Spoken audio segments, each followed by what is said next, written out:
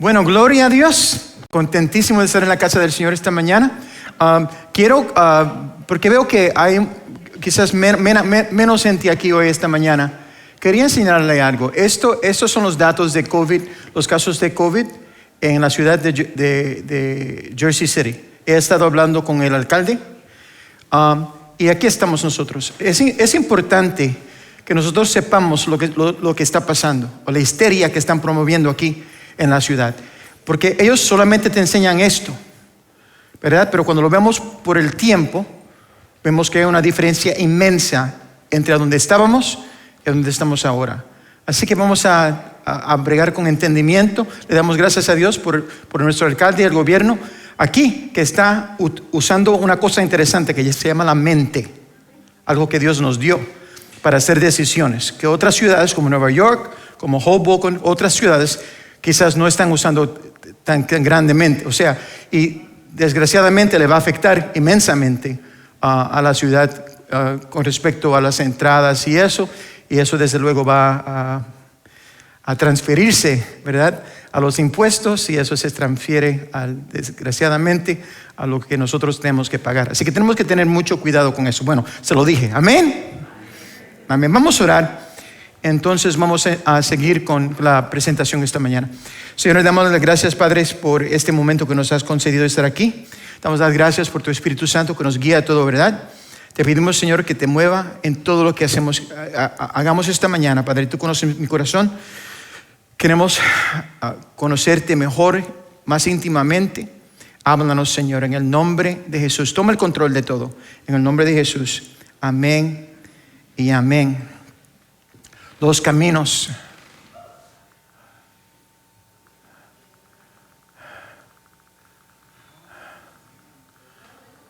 Perdón.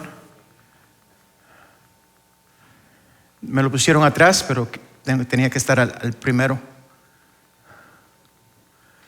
Háblesen. Ok. Amén. Amén.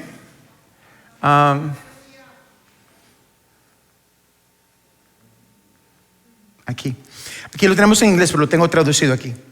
Digo, contemplo con soberana reverencia ese acto de todo el pueblo estadounidense que declaró que su legislatura no debería hacer ninguna ley con respecto al establecimiento de una religión o que prohíba el libre ejercicio de la misma, construyendo así un muro de separación entre la iglesia y el Estado. Un muro de separación entre la iglesia y el Estado. Como muchos de ustedes quizás ya saben, esta idea de esa separación fue mencionada por primera vez por Thomas Jefferson en el párrafo contenido que le acabo de leer en una carta privada que él escribió, interesantemente, a un comité de la Asociación Bautista de Danbury, Connecticut. Jefferson se sintió obligado a asegurarles a ellos, a estos varones de Dios, que la religión, no la política, es un asunto exclusivamente entre un hombre y su Dios, una persona y su Dios. Y comentó que la intención de la redacción o las palabras precisas que se usaron en la primera enmienda de la Constitución de los Estados Unidos era para consagrar para siempre un pacto de ninguna interferencia de la legislatura o del gobierno en general en asuntos que afecten a la iglesia o a la religión. El muro se presenta como una garantía de que no habría interferencia por parte del gobierno en los asuntos de la iglesia, y no aborda en absoluto y mucho menos prohíbe la capacidad de la iglesia, o más ampliamente su responsabilidad de la iglesia de hablar contra aquellos en poder, particularmente en asuntos que afectan su capacidad para poder practicar su fe y exigir sus derechos individuales y colectivos a la protección gubernamental sobre asuntos de conciencia. He estado predicando ya pastoreando por más de 30 años. Me veo joven, ¿no? No. Por más de 30 años en este ministerio pastoral. Y nunca, en todos esos años, nunca había sentido la necesidad de hablar desde el púlpito, públicamente, acerca de una lección. Me reconfortó durante ese tiempo la suposición de que algún grado de conocimiento bíblico informaría al pueblo de Dios a votar de una manera que honre a Dios. Desgraciadamente ya no creo que eso es cierto.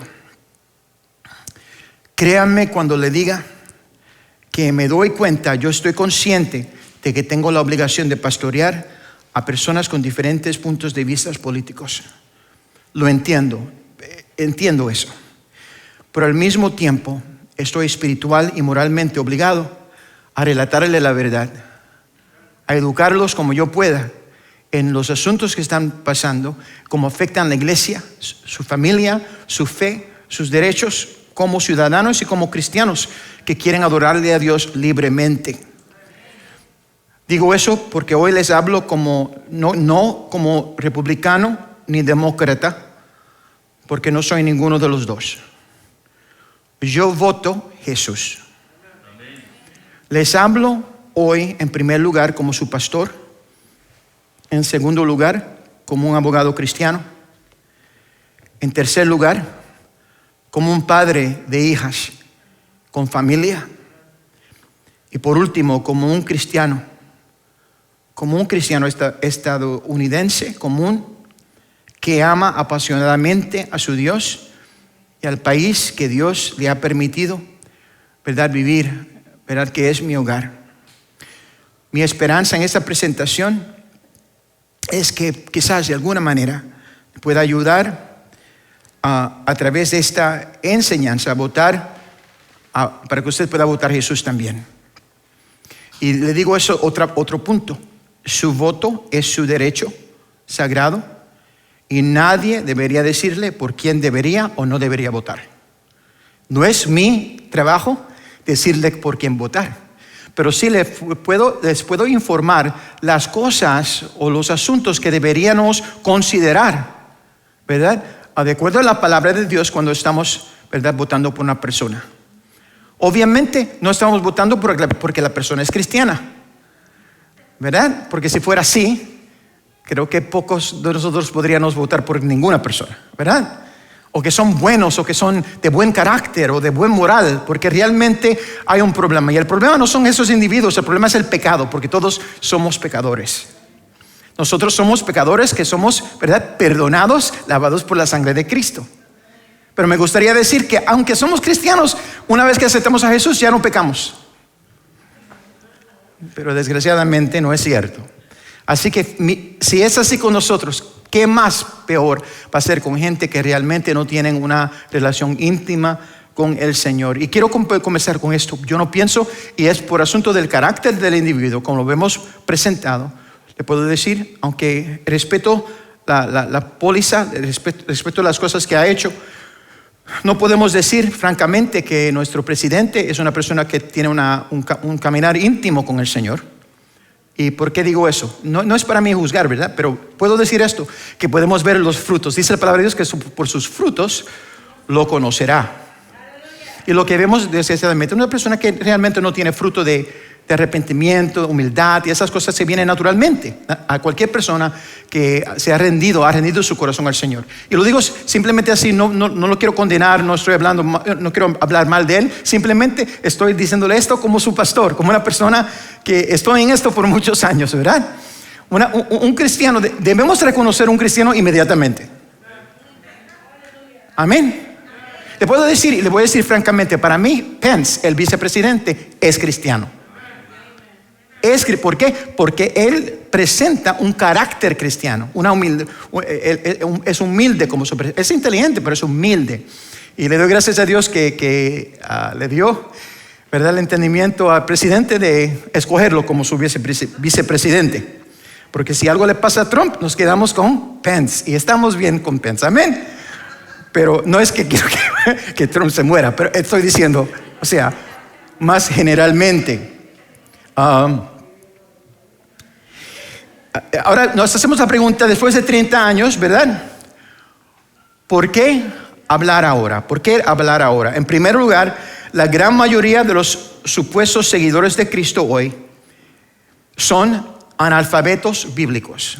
Repito, La razón por la cual estoy yo hablando hoy es porque he venido al entender que la mayoría de la gente que se llama ser seguidores de Cristo son analfabetos bíblicos.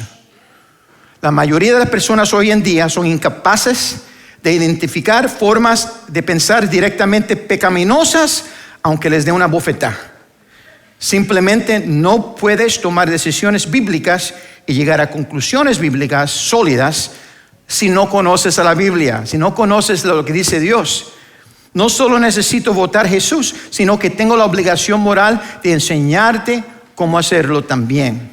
En segundo lugar, si no hablamos, las decisiones que afectarán profundamente, sino irreversiblemente, nuestra fe, familia y libertad se tomarán únicamente con las locas opciones populares anticristo. O sea, si nosotros no hablamos, si la iglesia no se levanta y habla, todo se va a decidir sin una voz de la iglesia. ¿Me entiende? Por eso es nuestro deber hablar. Aunque nos ignoren, tenemos que hablar. Nuestro silencio asegurará que las decisiones que dictarán la mayoría de los aspectos de nuestras vidas se tomarán en base de hechos, en su mayoría fabricados y manipulados, sin ningún aporte de las personas en nuestra sociedad que afirman regularmente hablar con Dios. Gente conocida como cristianos. Yo creo que si una persona tiene una relación íntima con Dios y habla con Dios diariamente, quiero oír lo que esa persona tenga que decir. La verdad es que muchas personas hoy día, inclusive las personas que he respetado por muchos años, gente que he entendido ser inteligente, con conocimiento bíblico, muchos de ellos básicamente han perdido su mente y ahora están defendiendo posiciones que no tienen ningún sentido bíblico en términos de la elección. Un buen ejemplo es John Piper. ¿Cuántos saben John Piper? Algunos lo conocen. Se estima que más de 11 millones de personas murieron institucionalmente bajo el régimen nazi entre los años 1933 y 1945. En su libro, Cuando una nación olvida a Dios, ese es el título, 7 lecciones que debemos aprender de Alemania bajo el gobierno nazi. Erwin Lutzer relata la historia de un testigo cristiano alemán cuya iglesia estaba ubicada frente a las vías del tren que conducían a un campo de exterminio. Y esas son las palabras de este hermano. Escuchábamos historias de lo que les estaba pasando a los judíos, pero tratamos de distanciarnos de eso porque pensamos que podría hacer alguien para detenerlo. Cada domingo por la mañana escuchábamos el silbato del tren en la distancia, luego las ruedas que se acercaban a las vías. Nos sentimos perturbados cuando escuchamos gritos provenientes del tren al pasar. Nos dimos cuenta de que transportaban a judíos como ganado en coches. Semana tras semana sonaba el silbato.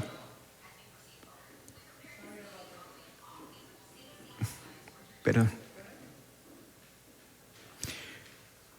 Temíamos escuchar el sonido de esas ruedas porque sabíamos que oiríamos los gritos de los judíos en camino a un campo de exterminio.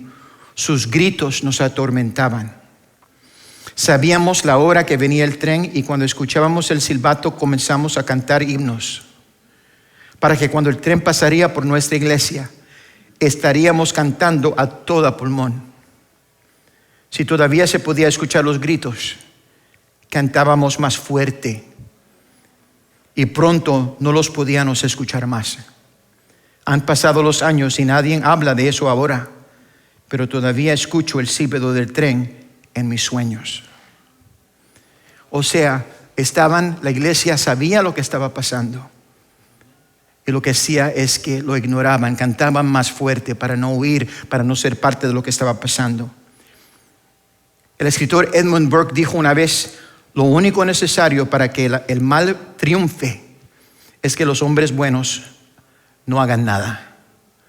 Lo único necesario para que el mal triunfe es que los hombres buenos no hagan nada. Santiago, el hermano de Jesús, dijo lo mismo de una manera un poco diferente en Santiago capítulo 4, versículo 17.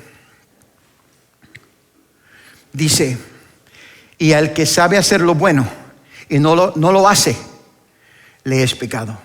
Mi mamá siempre me decía, ¿verdad? Pecado es el que sabe hacer lo bueno y no lo hace.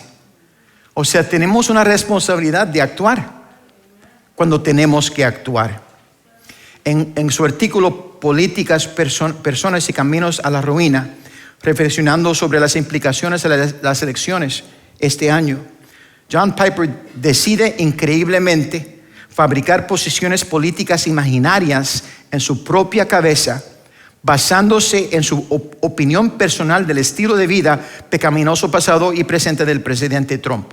Es decir, comienza a hablar de las características de Trump, el carácter pecaminoso, ¿verdad? El egoísmo y tal, y cosas como tal.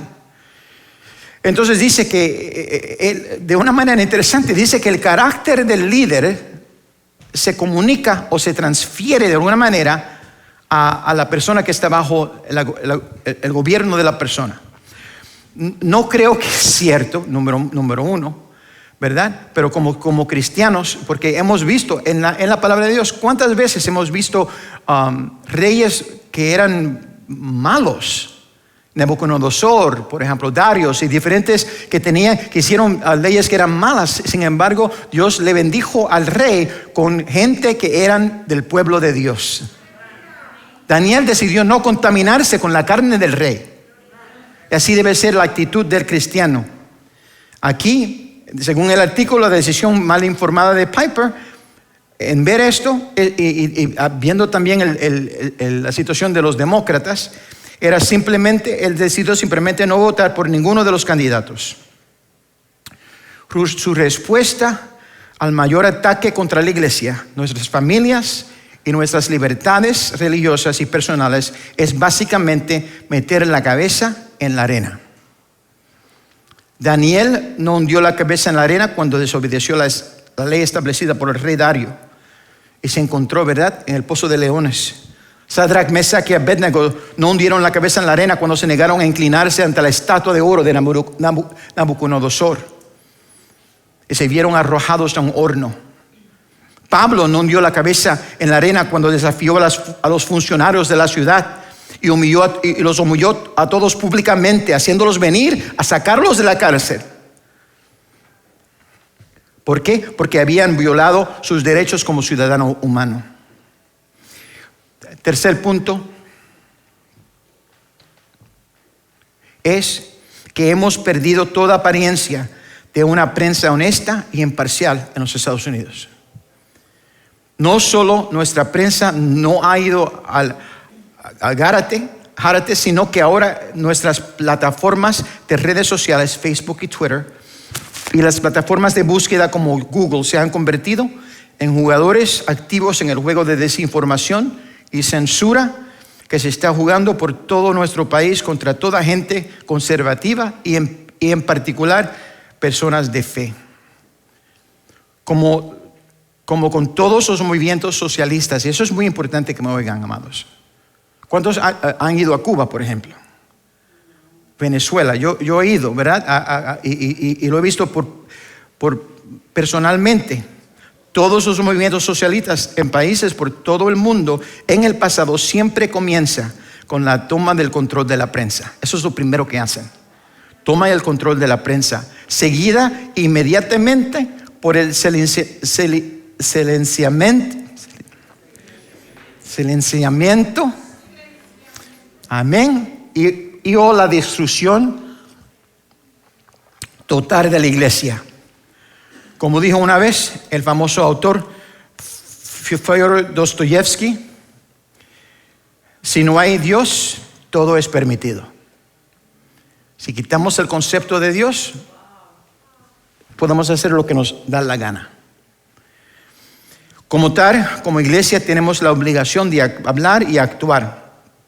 El profeta Jeremías nos dice en Jeremías 6:16, así dijo Jehová: Paraos en los caminos, mirad y preguntad por las sendas antiguas, cuál sea el buen camino. Andad por él y hallaréis descanso para vuestra alma. Mas dijeron, no andaremos. Es un asunto personal, no es que Dios está obligando. Tenemos que pararnos cuando estamos en esa cruzada, tenemos que pararnos ahí, ¿verdad? Y tenemos que reflexionar, tenemos que abrir nuestro corazón y nuestra mente a la voz del Espíritu Santo para que nos guíe. Como estadounidenses, hoy nos encontramos en una encrucijada espiritual y moral. Vivimos en una Babilonia moderna, pero hemos reemplazado el ídolo de oro de Nabucodonosor con nuevos dioses, dioses cercanos y queridos por nuestros propios corazones pecaminosos. En cuanto al pecado de aborto, millones han optado por inclinarse ante el Dios de la conveniencia. En términos del pecado de la depravación sexual, hemos optado por doblar nuestra rodilla ante el Dios de la afirmación no santificada, defendiendo actos y estilos de vida que Dios condena claramente en su palabra, tanto en el Antiguo como en el Nuevo Testamento. Hemos elegido un camino de paz a toda costa. Vamos a estar pacíficos. Muchos de ustedes están oyendo a una persona que está corriendo por presidente decir, bueno, vamos a todos amarnos, vamos a estar, sí, la cosa es eso, vamos a todos amarnos mientras tomamos el control completo y destrozamos todo lo que le es importante a más de mitad de los Estados Unidos. Hemos abrazado la anarquía y la destrucción y lo hemos llamado el precio necesario para la paz. Amados, le digo esto honestamente de corazón. Sabíamos que en los últimos días el amor de muchos se enfriaría, que muchos abrazarían doctrinas de demonios y buscarían falsos maestros para satisfacer sus oídos con comezón. Lo que no esperábamos es que muchos afirmarían ser fieles seguidores de Cristo, al mismo tiempo que abrazaban a esos falsos dioses. Como dijo Jeremías, creo que Dios nos está diciendo a ti y a mí, a su pueblo, que nos detengamos. Simplemente tenemos que detenernos y mirar lo que está sucediendo a nuestro alrededor. Tenemos que abrir nuestros ojos y buscar lo que Dios tiene que decir sobre lo que está pasando en los Estados Unidos. Quisiera, desmentir la falacia de la equivalencia moral.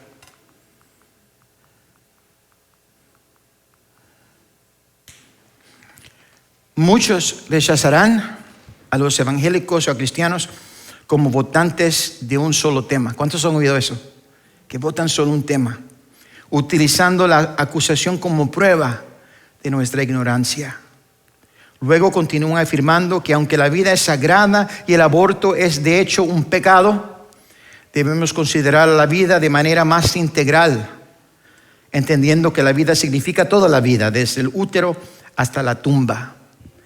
De allí pasan a hablar sobre la muerte o el sufrimiento causado por el hambre, la pobreza o alguna otra enfermedad social que ocurre después del nacimiento de un bebé, hasta incluyendo sus vidas como ancianos. Amados, a esto respondo como creyente diciendo que por más importante que sea no abordar los efectos negativos de estas condiciones, no se puede comparar con el acto deliberado de exterminar a una vida humana inocente. No todos los pecados tienen el mismo peso. No hay equivalencia moral aquí como Dios lo ve, al Dios que yo conozco, ¿verdad? el Dios de la palabra que escribió, ¿verdad? Ese libro que nosotros aceptamos como sagrado. Al decir la verdad, al hablar de nuestra responsabilidad de cuidar a los pobres, y la tenemos, amén. El mismo Jesús fue el que dijo: los pobres los tendrán siempre con ustedes. Minimizando nuestra responsabilidad de cuidarlos en comparación con nuestra mayor responsabilidad de adorarle íntimamente en todas las áreas de nuestras vidas. Es nuestra intimidad con Dios que al fin del día nos motivará a actuar para ayudar a los necesitados. No es que ayudamos a los necesitados. Cuando tenemos una relación con el Señor nos mueve, nos motiva para ayudarlos. El amor es la respuesta. Y la Biblia indica que Dios es la personificación del amor. Dios es amor. No existe una equivalencia moral entre luchar contra la pobreza y detener el aborto, entre luchar contra el cambio climático en contraposición a preservar nuestras libertades religiosas e individuales. No hay equivalencia moral entre honrar y preservar la definición bíblica del matrimonio y la sexualidad humana y darle algunos derechos civiles especiales distintos de todos los demás a una persona simplemente por quien prefieren acostarse. Hay áreas en las que los cristianos pueden estar en desacuerdo y áreas que no. Eso es importante. Hay muchas áreas en las que podemos estar en desacuerdo, inclusive la economía, los impuestos, defensa nacional, inmigración. Yo por ejemplo, no cuadro con los puntos de inmigración del presidente, ¿verdad? Pero y lo entiendo y pelearé, ¿verdad? Por los derechos de los inmigrantes, ¿verdad? Pero ¿es eso lo que va a dirigir por quién voy a votar? ¿O voy a mirar a las cosas más amplias, a las cosas que le importan más a Dios? Te puedo decir algo: Dios cuidará de mí y cuidará de todos también, ¿verdad? Que los aman. Y Él es el que abre las puertas, el que cierra las puertas. Amén. El cambio climático, la reforma de la justicia penal, abordar la pobreza y cosas por el estilo. Gente cristiana, seguidores de Jesús, pueden estar debidamente en desacuerdo en estas y muchas otras áreas. Pero hay ciertas áreas que verdaderos seguidores de Cristo no pueden estar en desacuerdo. Son las cuestiones que no son negociables si queremos realmente honrar la palabra de Dios en nuestras vidas, tanto como que decimos que lo hacemos en nuestro corazón. Te puedo decir esto: Dios quiere que nuestro pensar sea el pensar de Él. Y que pasa muchas veces es dejamos que nuestra mentalidad, nuestra manera de pensar sea moldeada por las filosofías mundanas de este mundo. Dios nos ha sacado de entre ellos. Esos no somos amados. Nosotros somos ciudadanos primeramente del cielo. Cuando ese gobierno me venga contra mí, a pararme a mí de hacer lo que Dios me dice que yo tenga que hacer, desobedezco este gobierno. ¿Por qué? Porque mi Rey soberano es Jesús. Y a Él es el que yo le sirvo, al fin y al cabo. Obedezco al gobierno siempre y cuando no esté contradiciendo las cosas que Dios requiere de mí. Es muy importante. Jesús le dijo a sus discípulos: si me amas, si verdaderamente me aman, guarden mis mandamientos. No es una sugerencia. Simplemente no podemos decir que amamos verdaderamente a Dios si ignoramos lo que le importa, si ignoramos las cosas fundamentales para ayudar a nuestra vida, a nuestra fe, para sostener nuestra fe y nuestras familias como discípulos de Cristo. No todos los pecados son iguales. Voy a repetir eso. No todos los pecados son iguales. Es importante. Aunque otros valores son importantes, estos tres no son negociables. La santidad de la vida. La vida, amados, es santa. Es dada por Dios. Dios la da, Dios la quita. Niños son milagros de Dios. Es interesante que los que quieren niños no los tienen y los que los tienen no los quieren. Es una cosa, verdad, interesante, pero así es el corazón pecaminoso humano. Segundo, la santidad del matrimonio y la preservación de la definición de género bíblico y las normas sexuales. Eso se ha convertido en un relajo, amados. Es una cosa que realmente está, y muchos dicen, bueno, allá Juana con sus pollos, ¿verdad? Allá ella. Y yo diría, ok, estoy bien con eso. Pero el punto es que no se queda ahí. Porque ahora no solamente quiere que dejemos que, o sea, que no interferimos, sino que ahora nos quieren condenar si no lo afirmamos.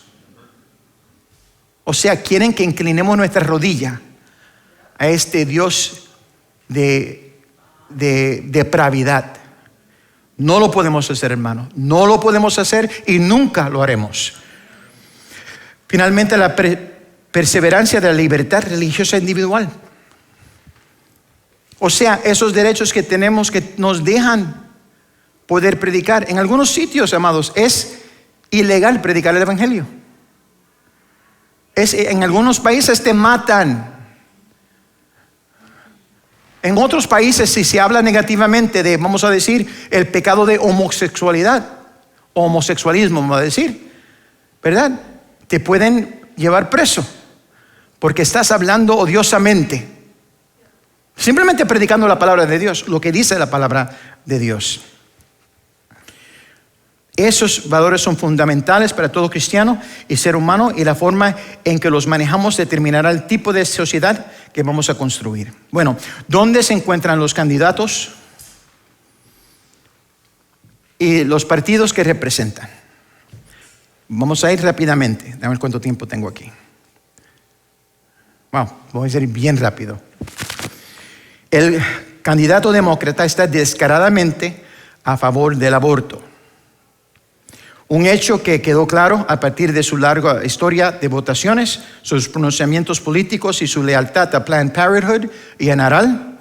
Es una parte integral de la plataforma del Partido Demócrata que se remonta a décadas. Él y ellos apoyan el aborto por cualquier motivo o sin motivo alguno, hasta el momento del nacimiento e incluso más allá del nacimiento. Votó en contra de la legislación en el Congreso para obligar a los médicos que realizan abortos a brindar atención médica a los bebés que sobreviven el intento del aborto, optando más bien por dejar que esos bebés simplemente mueran fuera del útero sin ningún tipo de atención. Mi esposa me dijo que vio algo donde cogieron un niño que nació, trataron de abortarlo, nació como quiera vivo, lo cogieron vivo y lo pusieron en una nevera.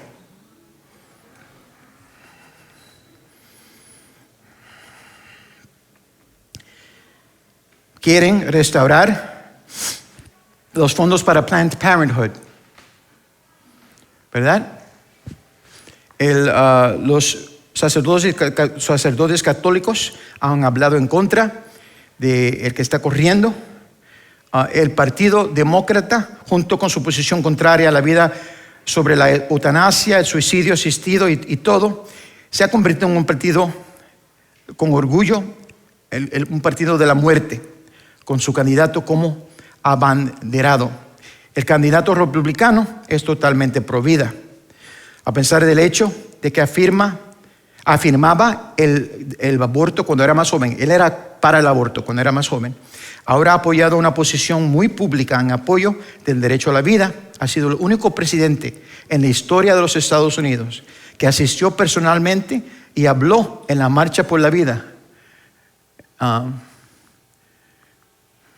en Washington, D.C.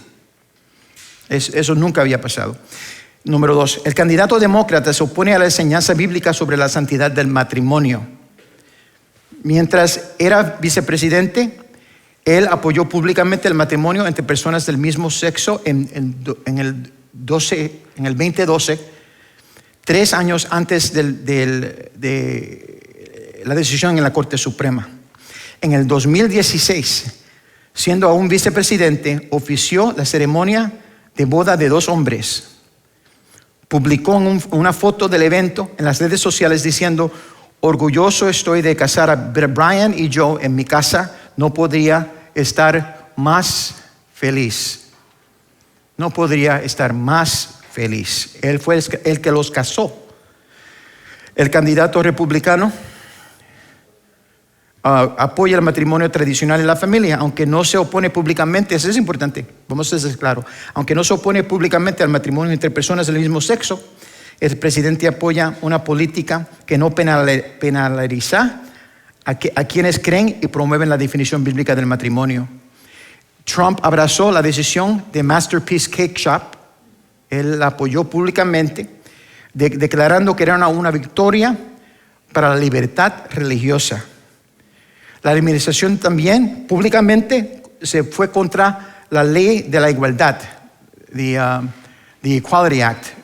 Fue en contra de eso, que era una manera de realmente quitarle los derechos a la iglesia. Punto número 3. El candidato presidencial demócrata pondría en peligro nuestra libertad religiosa. Él y su partido abogan por la derogación de la ley de reforma de la libertad religiosa, RFRA, que proteja los derechos de conciencia religiosa a los trabajadores de salud que se niegan a participar en abortos, y de las agencias de adopción basadas en la iglesia que optan por colocar a los niños solo con parejas heterosexuales casadas. Tiene constancia de que se opone a decisiones como la que se alcanzó en Hobby Lobby y está a favor de obligar a empresas y órdenes como las Hermanitas de los Pobres a proporcionar a sus empleados medicamentos que inducen el aborto bajo sus planes de atención médica. ¿Verdad? Quiere quitar las protecciones de RFRA y también dijo que quería, él lo ha dicho públicamente, que restituiría el enclavamiento pandémico a nivel nacional, y esto seguramente, ¿verdad?, cerraría nuestras iglesias. El candidato, eso es ahí. El candidato republicano quiere proteger a la libertad religiosa y se opone con vehemencia a los cierres nacionales. Es una persona que a nivel mundial se ha reconocido como una persona que pelea para la libertad religiosa. A lo último, la presidencia demócrata ayudaría a acelerar un movimiento para hacer los Estados Unidos un país socialista. Y perdone que estoy leyendo porque tengo que hacer mucho ligero, pero en este punto quiero pararme por un momento. Lo que estamos viendo ahora es una cosa que realmente es asombrosa. Yo pensé que nunca en mi vida yo vería lo que estamos viendo ahora, ¿verdad? Lo que están viendo con Antifa y todas esas cosas son cosas típicas que se ven en países a donde el socialismo está tratando de entrar. Es lo que hacen. Es la manera de hacerlo. Se adhirió el candidato se adhirió a la autoproclamada agenda socialista de Bernie Sanders. Ha elegido como compañera una mujer que los grupos apartidistas identifican como una de las senadoras más izquierdas de los Estados Unidos. Sus meses de silencio sobre los ataques de Antifa en ciudades de este país hablan de su aprobación cómplice de la agenda. Por increíble que sea, cuando busca en Google antifa.com, se redirige a joebiden.com. Yo no lo entiendo. El terrorismo anarquista al estilo de Antifa es una de las principales tácticas y estrategias utilizadas en los levantamientos socialistas a lo largo de la historia de la humanidad. La violencia inhumana es una herramienta de elección. El Partido Demócrata está buscando activamente empujar a los Estados Unidos tan hacia la izquierda como para hacerlo irreconocible.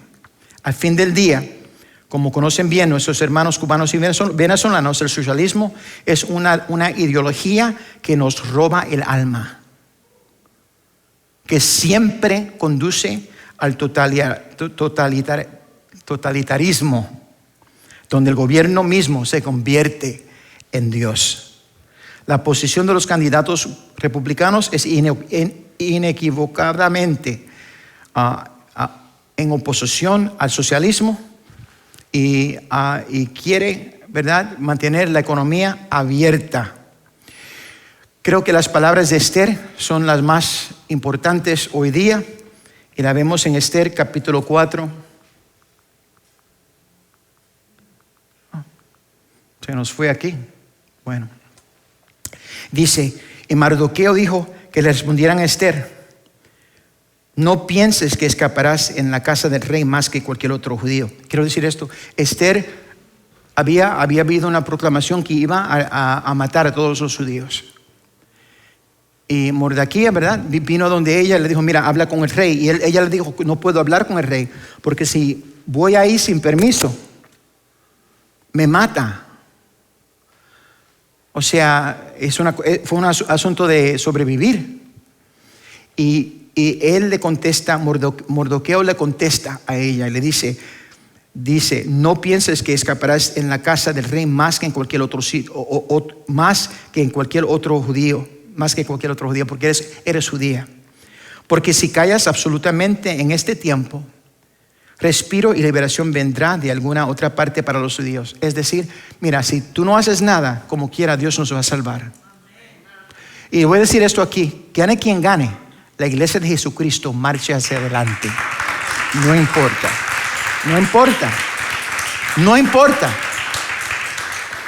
¿Verdad?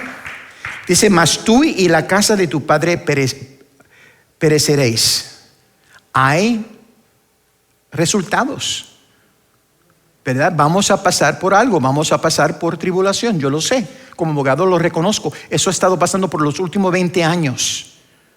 No es algo que comenzó ayer. Este ataque contra la iglesia por más de 20 años.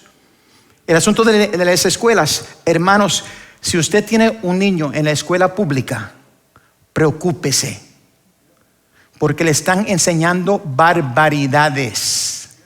Le están cambiando la mente de cosas básicas, género, ¿verdad? Afinidad sexual, o sea, le están enseñando cosas que no tienen ningún sitio en la escuela. ¿Por qué? Porque nos hemos mantenido callados. La iglesia se ha escondido. Es tiempo que la iglesia se levante como uno y diga, basta. Para allá. ¿Verdad? Yo soy el que le enseño a mi hijo lo que es importante, lo que le agrada a Dios. No es el trabajo del gobierno hacerlo, es mi trabajo, es nuestro trabajo. Es importante, amados hermanos. Y yo toqué un video de una de las cosas que para mí me estorba mucho es el apoyo que del candidato demócrata a el asunto de transexualidad. ¿Por qué? Termino con esto. Porque aquí en Nueva Jersey hubo una ley que pasó años atrás y yo la escribí. Escribí de esto, que lo que le llaman el conversion therapy. ¿Cuánto lo han oído? ¿Sabes lo que es conversion therapy? Es meramente hablar con un niño que está confundido de asuntos sexuales, ¿verdad? La mayoría de los niños, ¿verdad? Es uno de los slides que yo tuve ahí, pero 80 y pico % cuando un niño piensa que es mujer, un muchacho piensa que es mujer, cuando pasa por la, ¿cómo se dice en español? Pubertad. Cuando pasa por la pubertad, esa química, esas hormonas que Dios ha puesto en ese cuerpo, le cambia la mente. Reconoce, el niño reconoce cuando mira a una muchacha, sí soy muchacho. O sea, no le tenemos que enseñar nada. Eso Dios se lo programó en su cuerpo. Eso viene naturalmente porque Dios se lo puso. Pero lo que hacen es que ahora le prohíben a los psicólogos y los psiquiatras de hablarle al niño para que dejarle saber que están confundidos. Es ilegal, es un crimen en el estado de Nueva Jersey. Es un crimen, un psicólogo, hablarle a un niño acerca de que quizás está confundido. ¿Y qué pasa? Cuando esos derechos que este candidato quiere aportar, y lo vimos en una de las town halls, no sé cómo se dice en español, que vimos cuando una mamá dijo, tengo 2 hijas, ¿verdad? Y la menor, 8 años de edad, es transexual.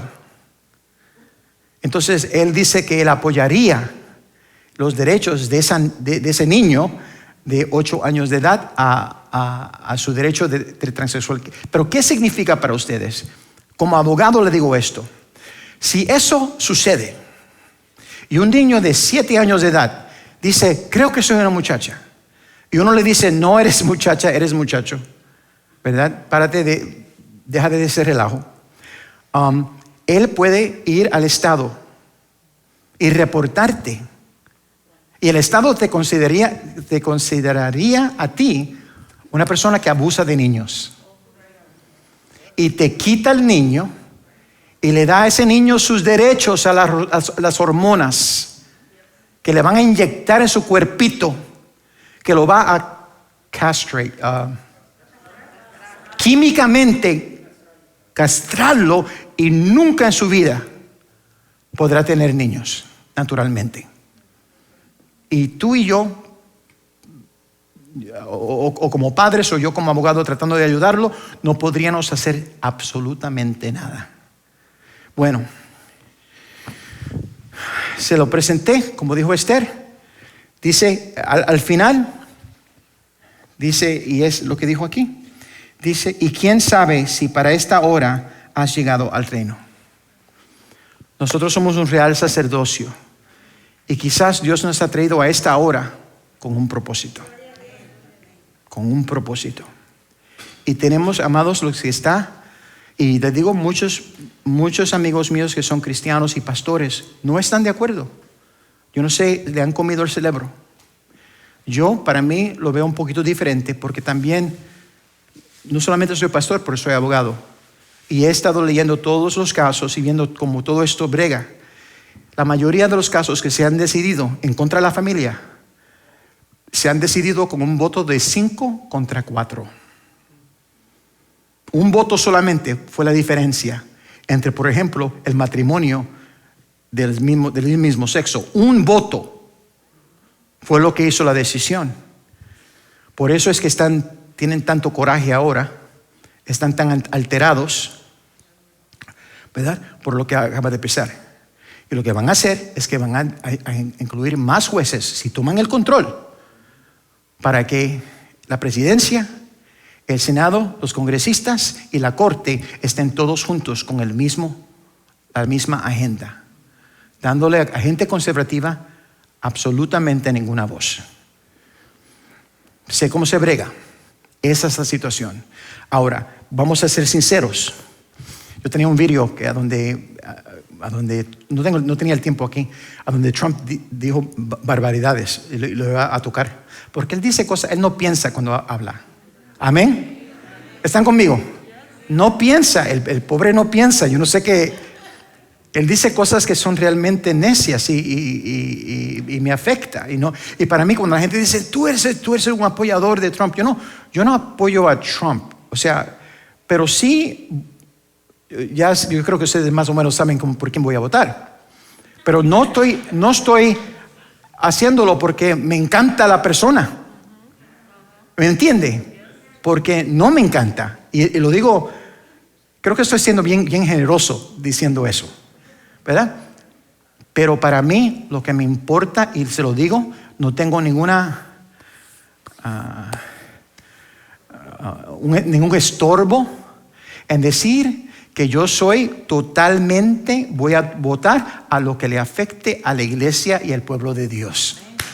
Voy a votar para proteger esos derechos. No importa, realmente no me importa.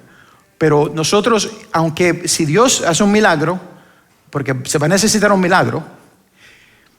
No es para que la iglesia se acueste. Si esto pasa, vamos a meternos, la iglesia se tiene que levantar y tiene que cambiar las leyes. Tenemos que, eso no es nuestro derecho, pero se nos niega si no nos paramos. Amén. Con la ayuda del Señor, todo podemos hacer. Todo podemos hacer. Amén. Vamos a estar puestos de pies.